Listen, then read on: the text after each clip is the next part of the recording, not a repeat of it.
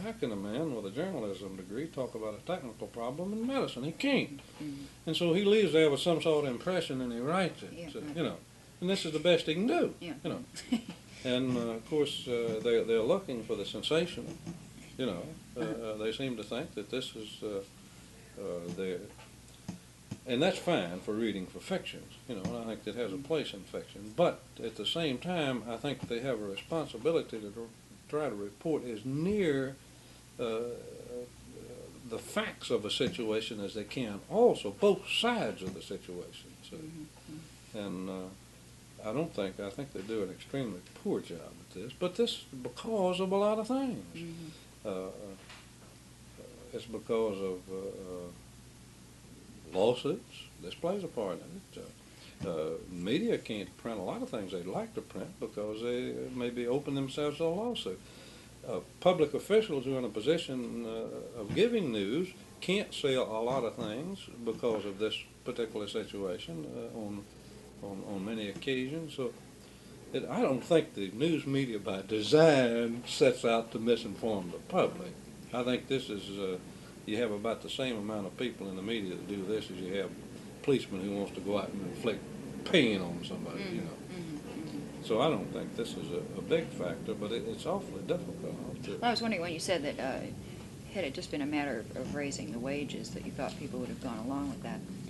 If they could have gotten, if it would have been this simple, you see. In other words, if somehow you could have said to the people in Memphis, these people are making $225 or $30 a month, and they should be raised to $300.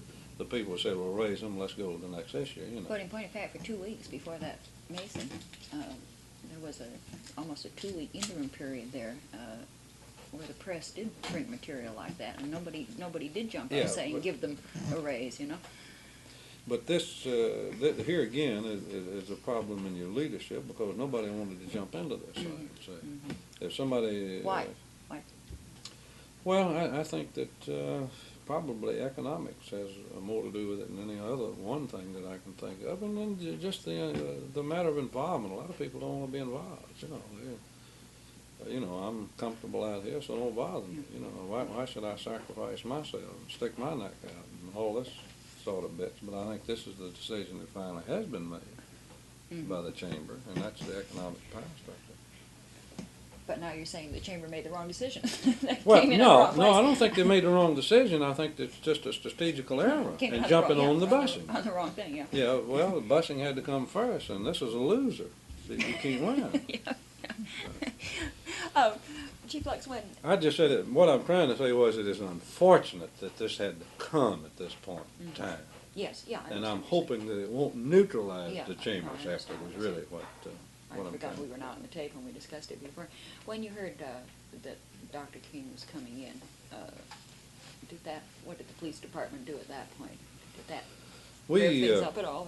Or? We always, no, not necessarily. We always tried to provide him security, as well as some of the other black leaders, and we were genuinely concerned about their safety, believe me. Yeah.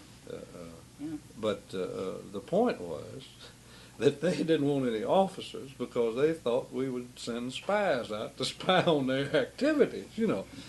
And so they wouldn't tell us when they were coming in. We set people at the airport and tried to catch them coming in, to follow them in cars, just in case, you know. That, was that the first, do you remember the first time he came in and just spoke, and that was on March the 18th. Would there have been police at the airport then trying to... Yes, oh yes. In fact, I think we had police with him on this particular Did you, on that trip? Right.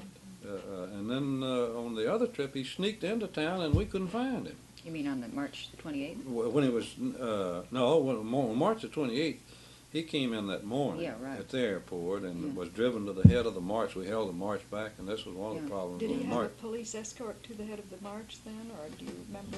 Normally we would have. I don't remember whether we did or did not, but my position was it's easy to get these people through and get them out of the way and get this over with, you know. And I'll take the ire from the other people that say, why are you escorting him? That didn't bother me. Had you met King before? Yes. I was trying to think. Where did I meet him the first time? He had been in Memphis on several occasions. He spoke at a church down on Walker at one particular time, and I met him there. We had officers with him then. This was prior to the sanitation strike. right. I met him well, in fact, I went backstage with one of our black detectives and sat down and talked to him a while, I believe, at that particular time, as I recall it. And, of course, we didn't do much talking that day because he was literally dragged into the middle of the march, and Yes. we finally drugged the thing off. When he left the march, were you in on that? Parlaying when he left the march? Well, I tell this in jest. I thought he had arisen. I was rather busy with a group of ministers at the front of the march at Main and Beale. They all locked arms and tried to stop this march themselves. But it went on around on Main, and they just literally threw all these sticks over the head of the march.